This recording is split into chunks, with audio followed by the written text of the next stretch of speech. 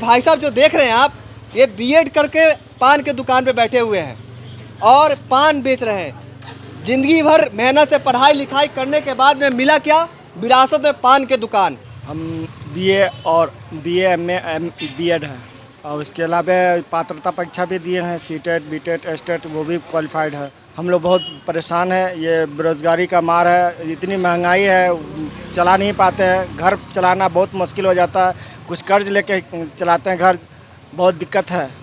अगर आप बिहार में रहते हैं और खूब पढ़े लिखे हैं फिर भी बेरोजगार हैं तो बिहार सरकार की चमत्कार ही हो सकती है।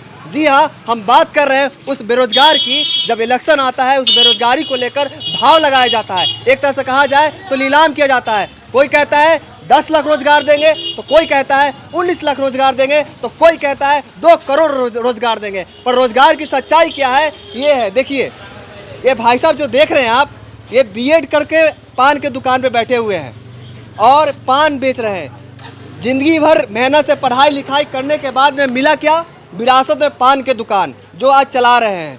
इनकी क्या कहानी है, वो कहानी लेकर आज हम आपके पास आए हैं, आपको दिखाने आए हैं कि बिहार में कैसे बेरोजगारी पढ़ लिख कर शिक्षित बेरोजगार अपना दिनचर्या जीविकोपार्जन कर रहे हैं। जी, आपका नाम क्या है? पहले नाम बताइए। मेरा नाम मोहम्मद नूर अफजल।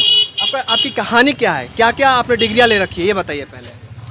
हम बीए और बीए एमए बीएड है और उसके अलावा पात्रता परीक्षा भी दिए हैं, सीटेट बीटेट एस्टेट, वो भी क्वालिफाइड है। जब परीक्षा इतने सारे परीक्षा दिए फिर भी नहीं हुए, जिंदगी भर आपने पढ़ाई की, आखिर मिला क्या लास्ट में?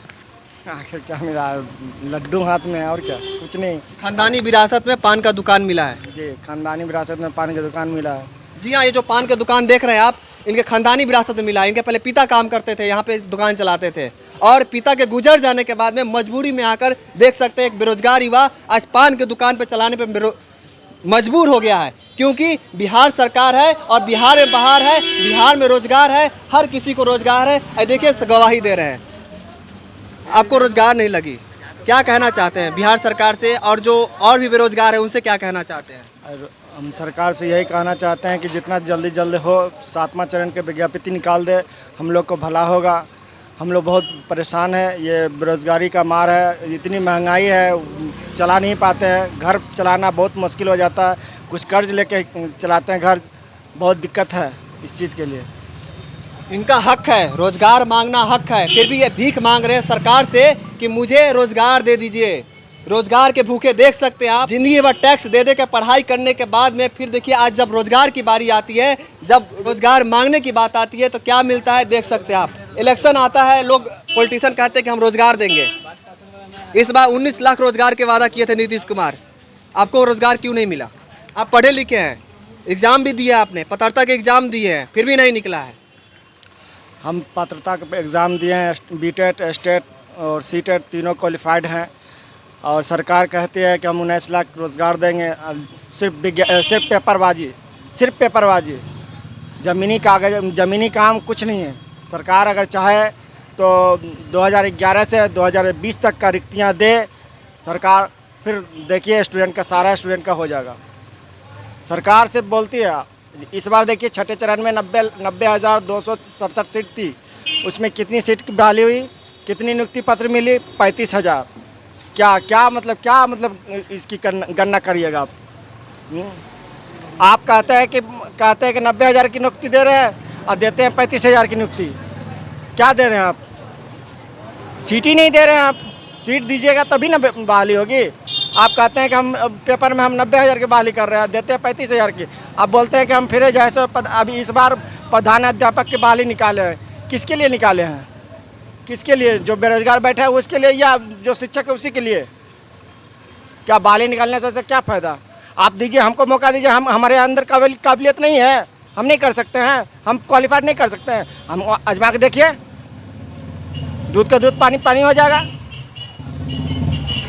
भारत का बिहार ही एक ऐसा अजूबा राज्य है जहाँ पे रोजगार मांगने पे इन दोनों को लड़ा दिया जाता है। जी हाँ, बात करें एसटीईटी की, जितने भी स्टूडेंट है, परीक्षार्थी है, उनको लड़ा दिया गया। एक तरह से कहा जाए तो सरकार के चुंगल में फंस चुके हैं। 80,000 परीक्षार्थी फंसे हुए हैं उसमें, उसको लेके क्या कहना चाहते हैं आप? हम सरकार के यही कहेंगे, सरकार जल्द स्टेट का नोटिफिकेशन निकाल दे।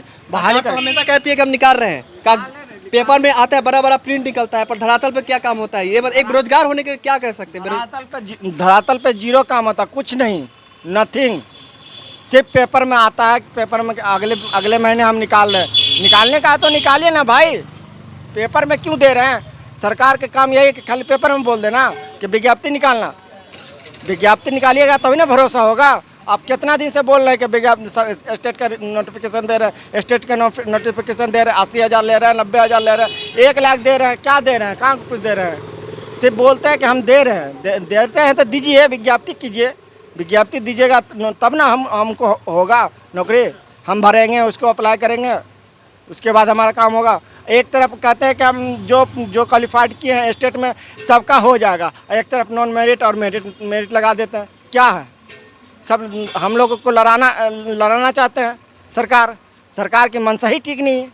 जी हाँ, आपने सही सुना, मेरिट और नॉन मेरिट। ST/ST के 80,000 परीक्षार्थी हैं जो नॉन मेरिट और मेरिट के चुंगल में फंस चुके हैं। इस चुंगल में दोनों ऐसे फंसे कि देखिए बेरोजगारी का क्या स्थिति है। इनको पान की दुकान में आके बैठना पड़ रहा है। अच्छा ये बताइए, पान कब से बेच रहे हैं आप?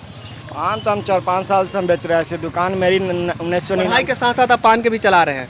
क्या वजह है कि आपको पान की दुकान मजबूरी में खोलना पड़ा या शौक से चला रहे हैं? नहीं, मजबूरी में हम ये दुकान पर बैठ रहे हैं। आजकल लोग ITN चाय वाला, बेवफा चाय वाला, पता नहीं फलाना ढिकना क्या क्या चाय वाले खोल रहे हैं। मुझे लगा कि आप BEd कहीं पान वाला तो नहीं खोल लिया? नहीं, हम ऑलरेडी BEd थे। फादर हमको पढ़ाए, BEd कराए, ट्रेनिंग कराए। ट्रेनिंग कराने के बाद जो है सो BEd का ये TET का विज्ञापन निकला। हमने TET पास किए, CTET BTET state total qualified किए। क्वालिफाइड करने के बाद क्या फ़ायदा इतना क्वालिफाई होने के बाद में? सरकार की मनसा ही ठीक नहीं है तो क्या फ़ायदा? मजबूर हो के सरकार तो कहती है कि हम रोजगार है, बाहर है, नीतीश कुमार है, क्या है? बोलने से थोड़ी होता है, उस पर करने से ना होता है। करना एक कहता है, अंग्रेजी में कहावत है, पीपल कैन मेरली से it can not role it. आप कहते हैं तो उतना कीजिए, कहने को कह दिए, करना है ये नहीं, बस अंग्रेजी की तरह बस हो गया और क्या। अब आज मेरे फादर 1999 से दुकान पर रह रहे थे। अब यही सोच रहे थे कि मेरे फादर बेटे का हो जाएगा नौकरी, बेटे का हो जाए नौकरी। आज क्या हुआ? फादर एक्सपायर कर गए, हार्ट अटैक कर गए, एक्सपायर कर गए, आशा में ही चले गए। आज मजबूरी हमको दुकान में बैठना पड़ा। अगर हमको नौकरी मिल जाती तो हम दुकान में बैठते, रोज़गार मेरी मिल जाती तो दुकान में बैठते। हम तो आपसे हम नाम पूछना भूल गए थे शुरू में, नाम बताइए। मेरा नाम मोहम्मद नूर अफजल है। कहाँ के रहने वाले हैं? हम बेगूसराय के रहने वाले हैं। पटना में कब से रह रहे हैं? पटना में ऐसे तो फादर का दुकान है, 1999 से तो आना जाना होती रहती थी, लेकिन ये 5 साल से कंटिन्यू हम यहाँ। जी हाँ, एक कहानी है बेरोजगार की, मैं दिखा रहा हूँ आपको।